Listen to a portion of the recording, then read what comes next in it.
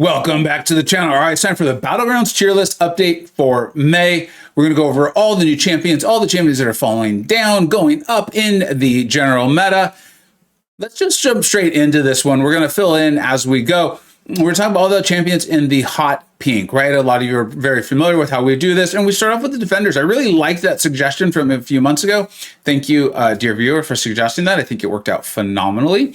And we're going to talk about all the champions in the hot pink. This tier list will be linked in the description. You don't have to make your own copy like this. This isn't like the general tier list where we've got them ranked in all things. This is just solely for Battlegrounds. And then remember, this is for like building your a roster, your account.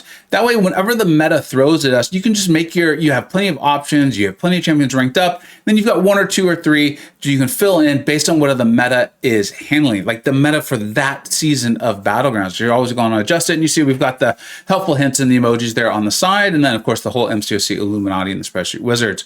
The first champion we're going to talk about today is going to be in the Mystic tier. I'm going to continue to do my best to click on them here, is going to be Sasquatch. Now, Sasquatch and Rintra have moved to Defender, all right? And we're going to talk about this in like a bigger, I think the word is like holistic approach, because I do think there's a lot going on in Battlegrounds. It has less to do with like a particular defender or attacker and their particular abilities and more about there's just so many champions, and we still only have 30 champions in a deck, only 3 bans, and those sorts of things. Sasquatch and Rintra, definitely, and you can see we've got them. In fact, I'll add the emoji there for Rintra. This Rintra can still be used offensively. There's certain matchups, and if Kabam does what I think they might do and say that 7-star Hulkling's coming in the heart of Fire Crystal, I think Rintra, again, has another champion that's in a Battlegrounds deck in Hulkling that's often placed on defense, one of the best dual threats in the game, that Rintra would be phenomenal for. And those are the sorts of meta things that we pay attention to and we update for you every single month here. So don't let yourself now think, oh no, Sasquatch and Rintra suck, they're no good. They're still phenomenal defenders, some of the biggest health pools in the game, problematic defenders you often want to counter for them. It's just that there's often counters in decks, and their offensive use, in my opinion, is becoming less and less compared to other dual threats and other attackers. That's kind of how we shift them around from their different designations, and then we just list them where they would get their highest score. I don't think Rintra or Sasquatch would be fully a 9 dual threat. I think it's a little misleading, but 9 defender makes a ton of sense. And remember, your 8s and your 7s can still do work, definitely depending on the meta, but also how you set them up. You don't have to only rank 10s and 9s. All right. Then moving on to science, there are no changes in skill. We've kind of talked about the death of skill as Mutant just gets stronger and stronger as of late. And now we'll move on to Domino. Now she's been moved out of the dual threat category and she's been moved to a 9. She's still great. Yes, of course, Domino's still phenomenal. If your opponent does not have an option and you've got even an Awakened Domino, High Stake Domino, or shoot, she can just fail stuff anyways. She can be a problematic defender. What has happened is that tech has really started to take off. They've been doing a great job. A lot of champions immune to ability accuracy and those sorts of things.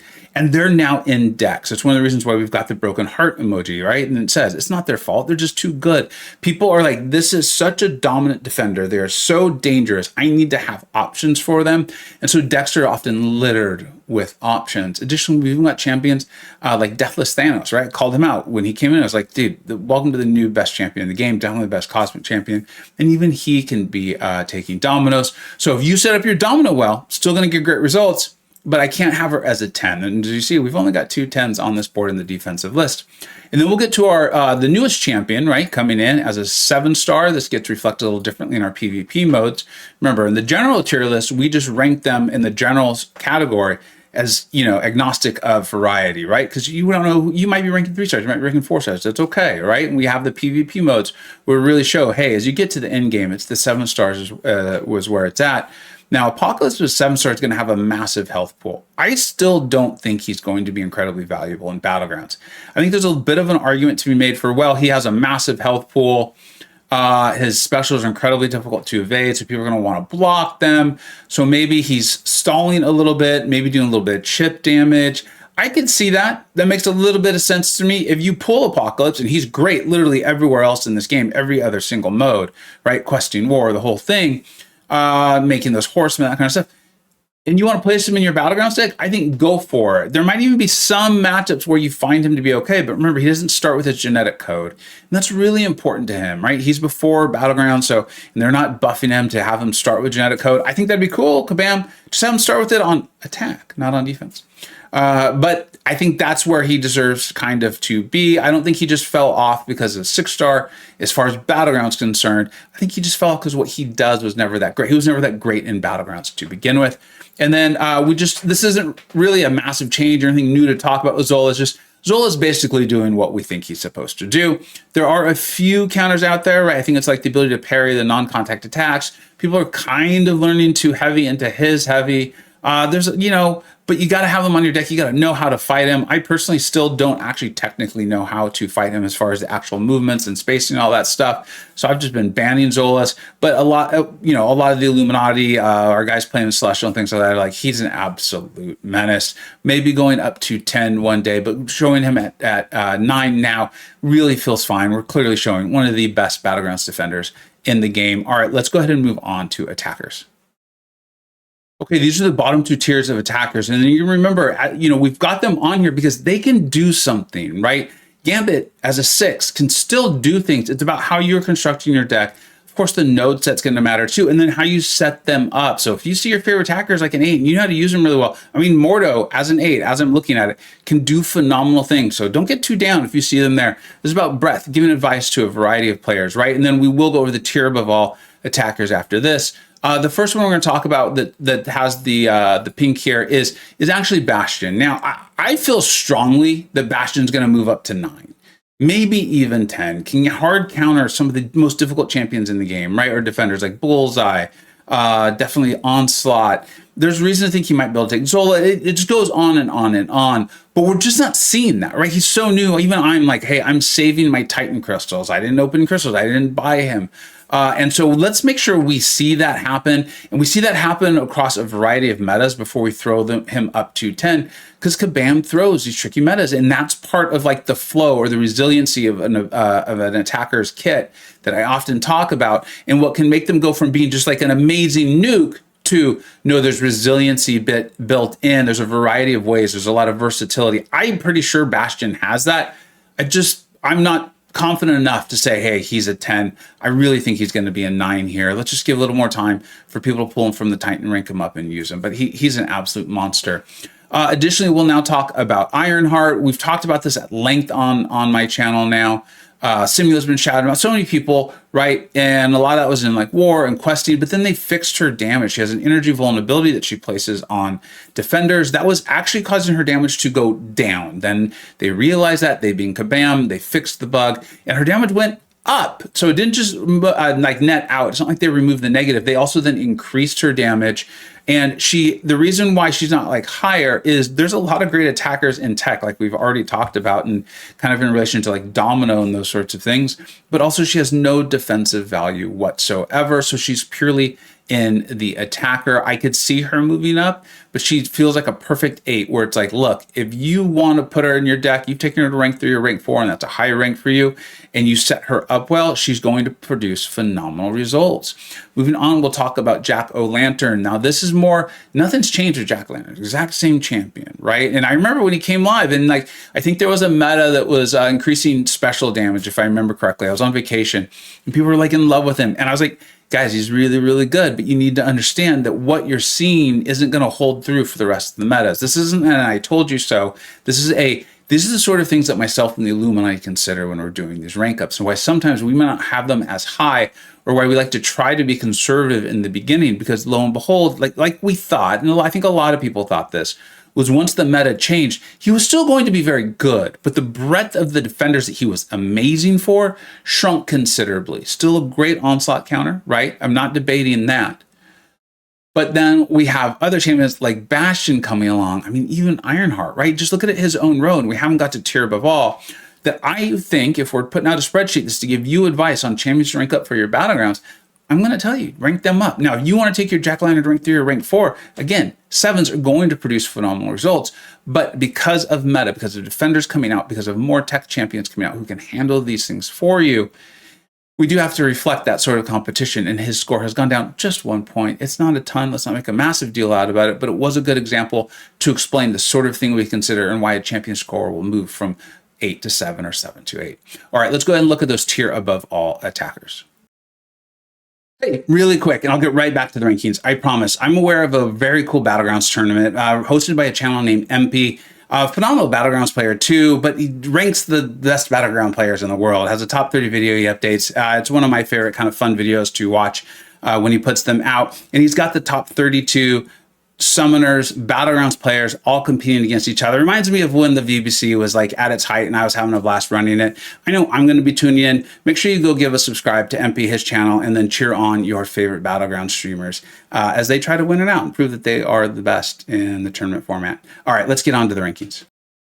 All right, moving on, we'll talk quickly about Tiger, right? Coming out as a 7-star. She's a champion that was so good, even though she was 6-star locked and not a massive health pool. And her playstyle can sometimes cause one to take a little chip damage, but she hung in there for a very long time with the 7 stars. People were using her to take out like a Serpent. That's not all she can do, though. Just incredible, massive damage. Can create her openings with her mist. Massive nuke potential with Sig 200. And I think we're going to see her taken to rank 4 Sig 200 pretty fast. From people who have been saving for her and excited for her to come. I really think she's going to end up being a 10 up there with Juggernaut and Kushala. I think it's just a matter of a month or two. She's going to be there. But again, we start conservatively around here. And so we just kind of want to see this one before we go ahead and tell you all that's a 10. Moving on, I could say almost the exact same thing about Red Guardian. Now, I've taken my Red Guardian to 4. I've done the showcase. I did the rank 3 Unawakened showcase so you could get an idea of what it's going to look like Unawakened. Definitely better Awakened, right? There's more crits, and I think the crits are even bigger. And he's definitely a crit-based champion. He does need his debuffs to stay, but I analogize him in a Battlegrounds decks, okay? Not in like general questing and that sort of thing, but in a Battlegrounds deck, I think he fulfills a similar role to Silk. I think that probably got your attention if you're already not aware of what he can do. Go ahead and take a look on my channel, but this is a buff immune champion who can do massive damage, often in fights in a single SP2, who has a slow off their SP1 that's actually refreshable just off their heavy, and their heavy is one of the most important ways that they do damage. A parry heavy play style is really good with him. You can get phenomenal results. So I think he's going to be going to 10. He's one of those champions where it's like, let's just let a few months go by, but I think it's 10. Let's make sure he's resilient enough across a variety of metas. Moving over to Crossbones. This is a slight promotion, I believe, and that's why it's crossed off. You basically just continued conversation in the Illuminati. You know, we debate these things back and forth. I've been a big Crossbones fan for a very, very, very long time. I'm not as skilled with the gameplay as someone like Trappy, so I often direct the Illuminati over to Trappy. Of course, they're familiar with his channel as well. And so we see these sorts of things, and we're like, dude, like, this is one of the most versatile attackers in the game. Even taking out some Mystics if you can play him well enough. Yes, in the high tier Battlegrounds, they're going to have Mystic Dispersion, but you can actually keep your Fury buffs going, and you're just fine, and the damage just ramps. And then, of course, he's reducing the ability accuracy. I feel strongly, yes, even with, well, let's get to Nick Fury when we get to Nick Fury, all right? And you all are like, hey, there's not a lot of space left. You're right, there's not. And then we'll go on. The last champion we'll talk about is going to be Galen. Again, another one of these really powerful 7 stars. Fortunately, not in the Heart of Fire, but going to be in the Titan, so everyone's going to have a chance to get him right away. One of the reasons I am saving my Titan crystals, remember, a Nullify Immune Cosmic, you've already got my attention, then has a relatively simple play style, like most champions in this game. The skill expression does come from playing there in a more skilled manner, allowing you to take more and more fights. Can be used to take Mystics. The damage, just direct damage, can be used to take things. Obviously, absolutely obliterates Penny Parker along with Hulkling there, as far as why Penny fell off originally too. Very excited to get this champion. Will be one of the champions in the Titan that I most want to pull. Feel very strongly about 9. Now, this is a little bit different, is that I currently am not as confident. I'm not saying that he won't. I'm saying I'm not as confident that Galen's going to move up to a 10 as I was when saying that I'm pretty sure Bastion's going to move up to a 9, potentially even dual threat, or that Red Guardian's going to move up, or even that Tiger's going to move up. And here is why. Is the Mystic class having a massive explosion in not only like powerful champions, but in the variety of things they do. And a lot of that was obviously to counter Serpent, right? Serpent being so, I'll let you pick the word on what he does and how many different abilities are in his kit, that there wasn't a champion, to the best of my recollection, that in the Mystic class that just fully shuts down everything he does, right? Like even Tiger with her neutralize, it's only 100%, and Serpent doesn't respect math, and so he has 125% death immunity, and so he's just got so many things going on. I'm getting somewhere with this. The point of that is there's now so many Mystic champions in Battlegrounds decks, and those Mystic champions are incredibly up to date with what the designers of the MCoC are doing. And so almost all of them, correct me if I'm wrong, but I don't think so, are all going to be very good against Gallon. And that's not even including like your kind of older ones like America Chavez. So I think he's someone, my prognostication is Gallon's going to be someone you could just draft early, like a really true dual threat champion. But we have him listed here in attackers, and I misspoke earlier, and I apologize, but all the analysis stays the same.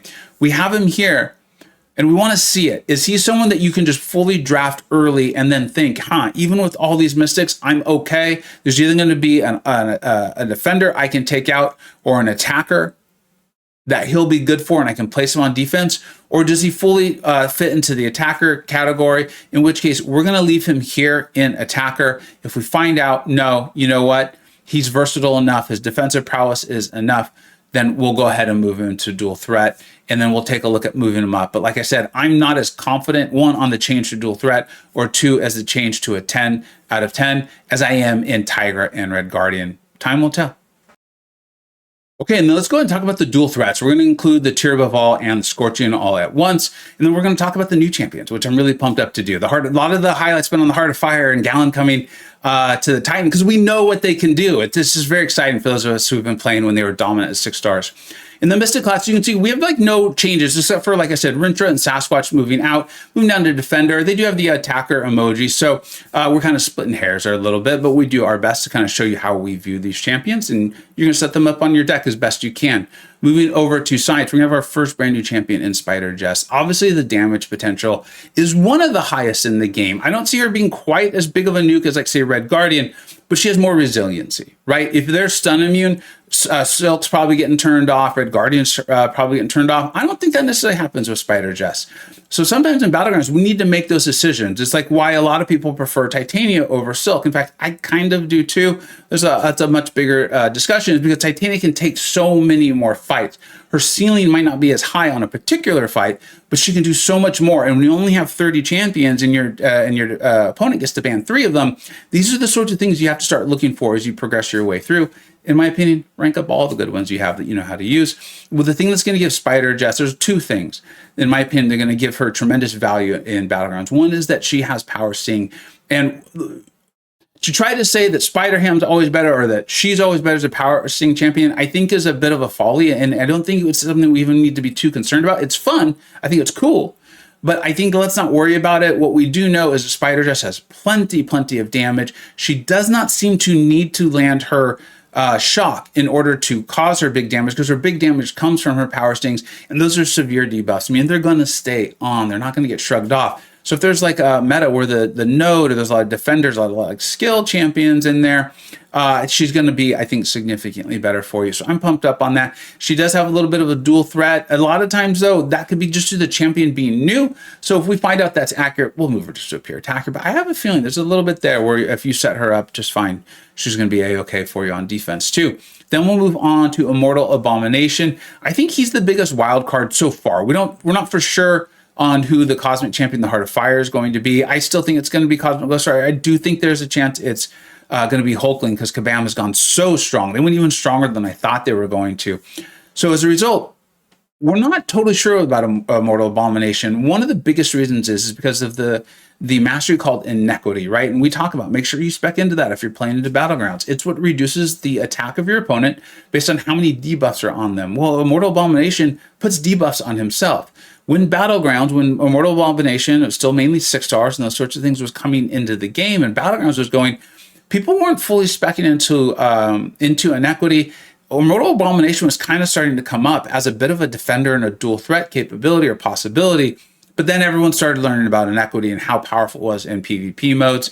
Immortal Abomination's stocks basically plummeted at that time. Well, Bam has buffed him. They've given him, I think he's going to turn off inequity once he hits, I think it's 3 of his own debuffs, which is going to happen relatively quick. It might be 5, but it's still going to happen relatively fast. And this is a pretty big, beefy defender, right? And then he's going to possibly place the debuffs on the other champions. And then he does have that acid burn, does tremendous, tremendous damage. So I think he is by far the biggest wild card in the Heart of Fire Crystal, meaning like, I don't think he's going to go below a 7. Especially people take him to like a high sig and rank him up, rank 3 and those sorts of things. I think there's a high ceiling there. I think there's a high potential ceiling. I don't think it's a 10. I don't want to overdo it, right? I'm not telling you to go out there and rank him up blindly here. But if you love him and you think he's going to be good, I think it's worth the test. I think it's worth that risk. Maybe take him to rank 3 though, not rank 4, okay? At least not on my recommendation. Let's make sure we see it first before we do that. Now let's go ahead and move on to skill. We've got the next champion in the Heart of Fire, none other than Nick Fury. By virtue, if all he had was just 2 lives, right? And for this, you're going to want him at Sig 200. This isn't like Sig 1 sort of stuff. Like, yeah, I understand that it'll create the second life. Yeah, I understand that only a high Sig Deadpool and Danny Moonstar, who's not in Dex very often, okay? And Penny Parker are turning that off. I think Toad can do it sometimes, but Toad's still not out as a 7-star. That's not me asking for that. I hate Toad. So kabam, don't misinterpret what I just said. So there are a few champions that can do it, but I think by and large, if you're taking Nick Fury up to rank 4 for Battlegrounds, you want him as a high Sig as possible because you want that second life to last as long as possible. 1, to stall out the fight. 2, because the longer the fight takes, the more likely your opponent is to make a mistake. It's more time for them to do it. Nick lands 1 light attack against your opponent. They're going to take a lot of damage, right? And then you flip it on the other side. He's not a bad attacker. He's actually pretty darn good, especially if he can bleed. All you got to do is infights in light. He can handle evade for you too. So he has that capability. I think he's going to go back to being one of the best dual threat champions in the game when ranked at the highest level, 4 and 3 probably, and at a very high Sig. He's someone you could just draft and just be like, all right, opponent, you decide. Am I using him on offense or defense? I'm fine either way. So one of the ultimate like confidence pieces, I think, in Battlegrounds here. Now we're going to move on to Lumatrix, who I talked about him significantly more in the general tier list that we just had out a couple days ago. And we talked about more in the questing and the war and those sorts of things, because that's what that tier list is about. It's not just solely Battlegrounds. In Battlegrounds, I actually like him a ton. I struggled to use him well. Again, I'm very comfortable with these things. He has a unique playstyle that, you know, like Germ, who I was hanging on my Discord server, Allison, they're both saying like he's not nearly as complex as he reads and you think he's going to be.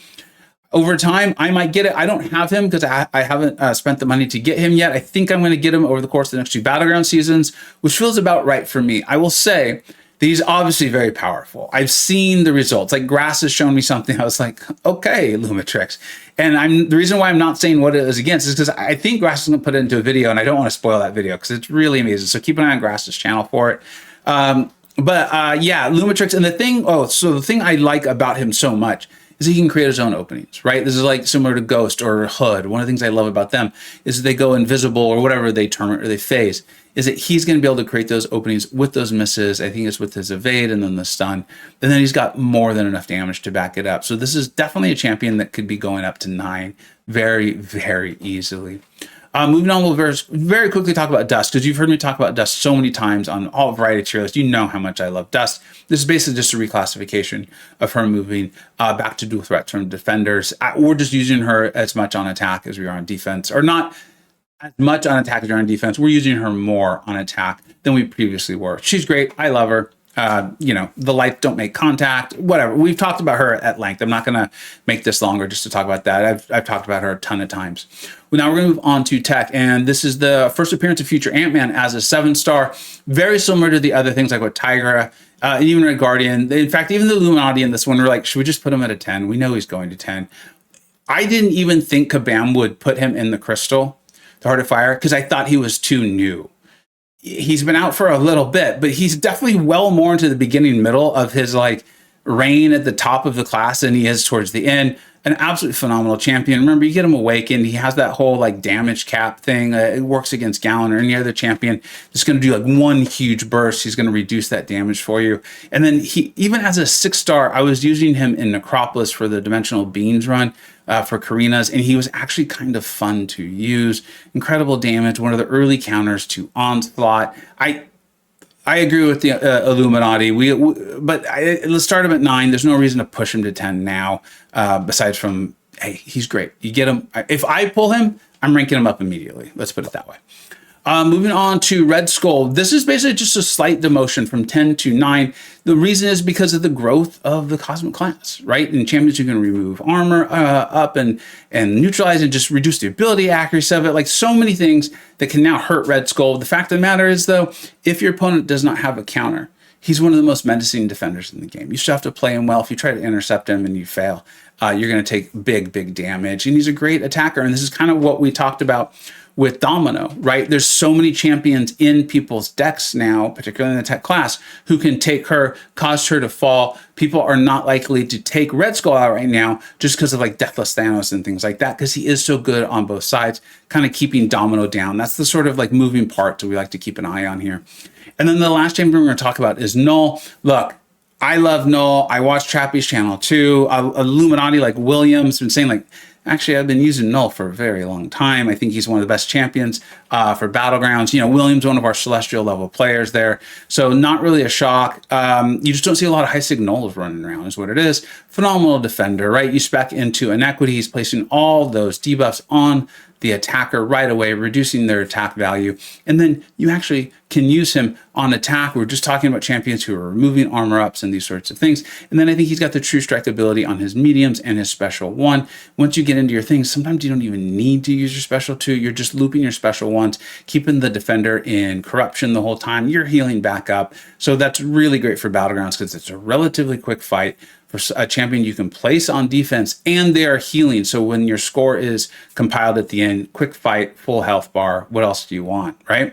That is it for the update for May. Really pumped up. Of course, we've got the general tier list as you're more interested in questing and war. And then, yeah, make sure you tune in this week for all the Heart of Fire. I'm going to be doing some live streams on my Vega Prime account as I try my best to get to the highest progression level so I can take advantage of the red and deads.